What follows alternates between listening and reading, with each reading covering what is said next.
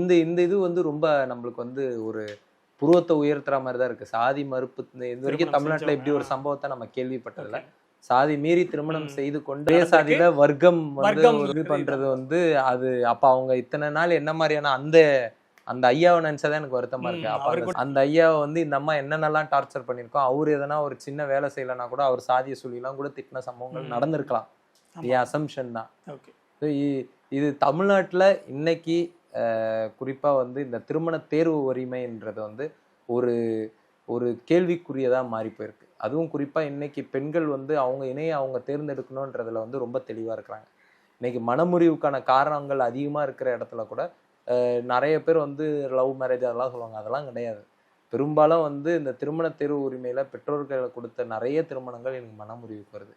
அது காரணம் வந்து உங்க தேர்வு உரிமையிலேயே உங்களுக்கு சுதந்திரம் இல்லாத போது அந்த வாழ்வினையா நீங்க ஒரு வாழ்க்கையை நடத்தும் போது உங்களுக்கு சுதந்திரம் இருக்காது. அப்ப விழிப்புணர்வு பெற்ற பெண்கள் மனமுறிவு அந்த மாதிரியான விஷயங்கள் நோக்கி போறாங்க. இன்னைக்கும் இந்த விஷயங்கள்லயும் அதான் நடந்திருக்கு.